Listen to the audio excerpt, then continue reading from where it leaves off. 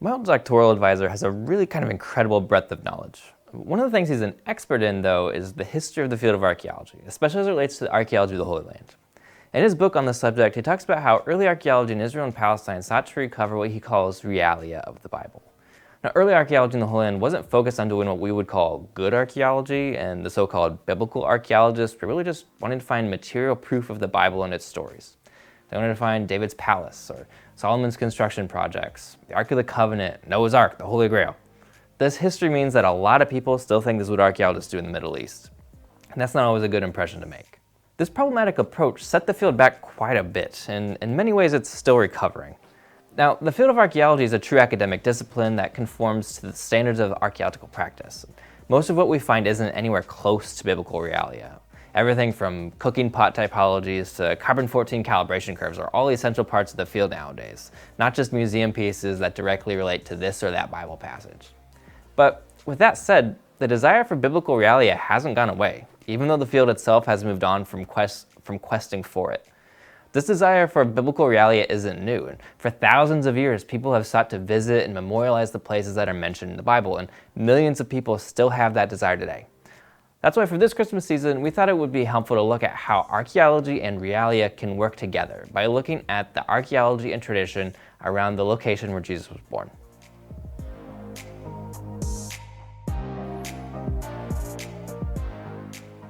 Now, only 2 of the 4 Gospels include accounts of Jesus' birth.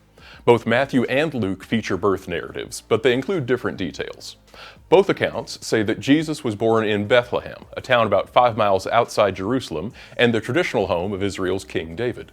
Now, beyond that, we don't get a lot of details. Luke tells us that Mary gave birth to Jesus and laid him in a manger, which can mean either a cattle trough or it can be used as a byword for the whole stable, because there was no guest room available for them. That's all the detail we get about where Jesus was born. Now, it's impossible to know if that place was noted or commemorated in Jesus' day, but I'd say that's highly unlikely. The early Christian community both expected Jesus to return imminently and seemingly circulated Jesus' teaching orally, at least initially. Now, it's possible they used what are called sayings gospels that may or may not have been written down, although these oral traditions did form the building blocks of the written gospels. Now, it seems that the earliest Christian community in the land where Jesus lived focused on preserving Jesus' teachings more than they did the narrative and geographical details of his life. But that doesn't mean that these details were entirely lost. We can read some of them in the Gospels, after all, but there are also some places that do have a very long tradition of being associated with the birth of Jesus. His birthplace is one of them. The early church fathers discussed some traditions around the birth of Jesus. Justin Martyr wrote in the 2nd century about Jesus being born in Bethlehem in Judea, and that because they couldn't find lodging in the village, his parents sought out a nearby cave. Scholars are divided on this idea of Jesus being born in a cave. Now, on the one hand, there is a very real possibility that Jesus was born in a cave. Bethlehem is located in a hilly region with numerous limestone outcroppings. It was not uncommon to include these limestone outcroppings into the construction of homes. In some cases, these outcroppings formed a small cave or overhang that could be incorporated into the overall house plan. There's a long tradition of stabling animals in such caves, so if there was no room for the Holy Family in the town or in the main part of the house, they could have gone to where the animals were kept. So, Jesus being born in a cave is just as likely as anywhere else. Now, on the other hand, the Messiah being born in a cave is rife with symbolic and theological baggage. If the actual birthplace wasn't known, early apologists would be inclined to put his birth in a cave, as it was interpreted as fulfilling some Old Testament prophecies, as well as having important cultural connotations with parallels to both Zeus and Mithras. Now, some scholars are skeptical about Jesus being born in a cave, but others accept it as historically plausible, if not downright probable. Origen and Jerome also discuss some of these early traditions. Origen wrote in the mid-3rd century and noted at that point people already were visiting the place where Jesus was said to have been born. Jerome wrote that the Emperor Hadrian built a Roman temple over the site where Jesus was born to try and eradicate Christian associations with it. Now, something similar was done in Jerusalem at Jesus' tomb. Jerome in particular is associated with Bethlehem.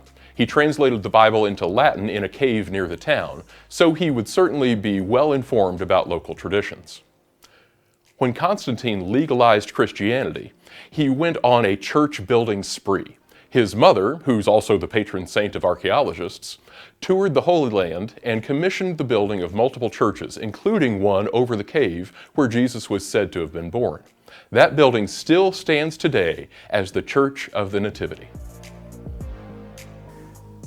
So the Middle East can be a volatile region, and that's been true for a long time. As the Holy Land has seen armies come and go, lots of holy sites have been destroyed, often multiple times. Between war and natural disasters, the Church of the Holy Sepulchre, the traditional site of Jesus' burial, has been damaged and destroyed a dozen times or so.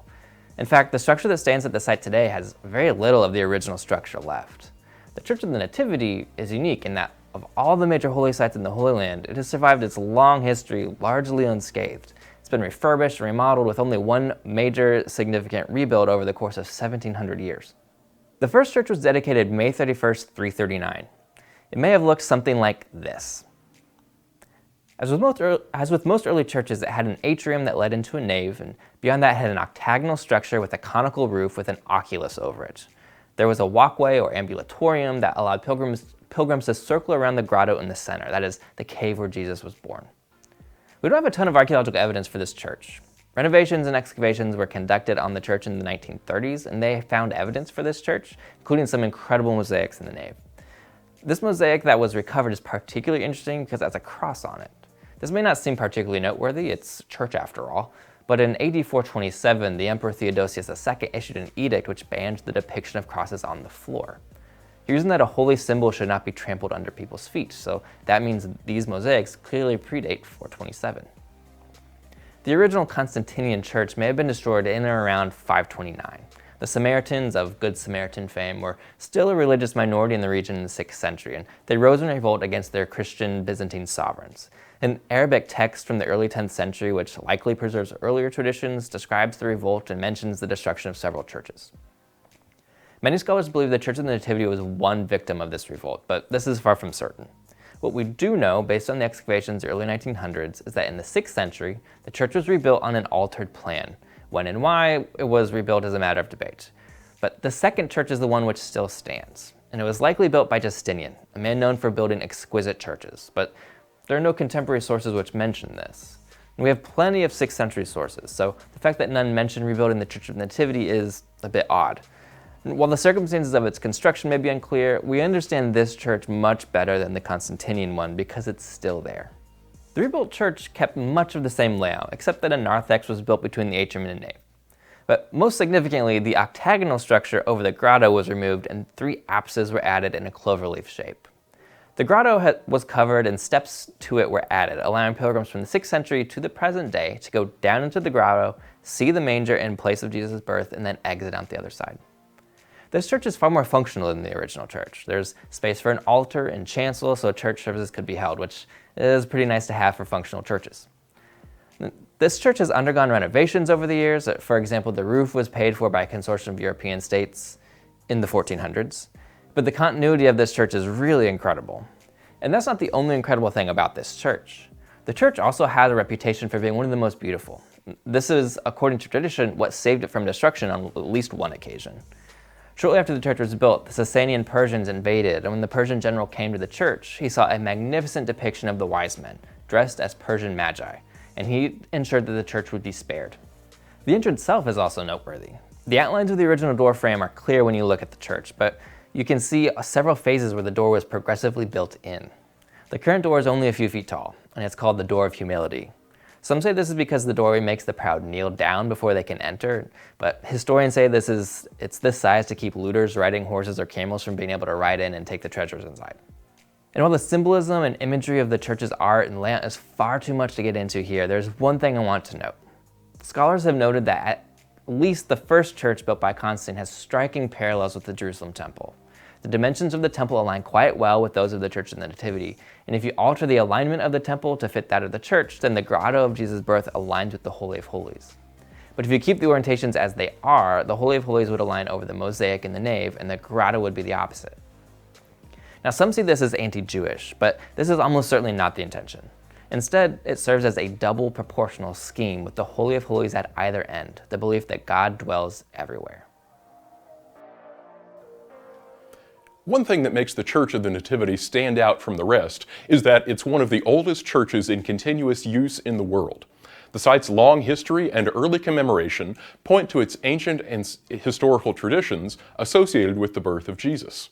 Such strong connections to the past should give us pause as we think back on this event. Now, there's no way for us to know if the site of the Church of the Nativity is the actual site of Jesus' birth. It fits the description in a lot of ways, including some ways that aren't typically what we picture when we hear the Christmas story, like Jesus being born in a cave or a grotto instead of a constructed barn. Now, in a way, that makes the site easier to identify and venerate as part of the natural landscape, rather than as a structure that probably would have been torn down in the centuries between Jesus' birth and the visit of Constantine's mother. But our inability to definitively know if the Church of the Nativity is the actual site of Jesus' birth doesn't diminish its significance. The site of Jesus' birth, wherever it was, is significant not because of the location, but because of what happened there. The Church of the Nativity stands as a living reminder of God entering into history, taking on human life, and coming to be with us in Jesus of Nazareth. Now, no matter what you believe about Jesus, it's hard to deny that he was the most pivotal person in the history of the world. And for the billions who still worship him today, his impact over the past 2,000 years far exceeds his humble beginnings. That's all for Season 3 of Beneath the Bible.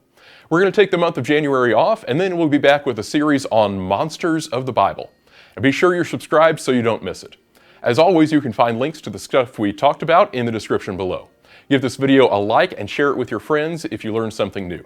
Merry Christmas, Happy New Year, and keep digging.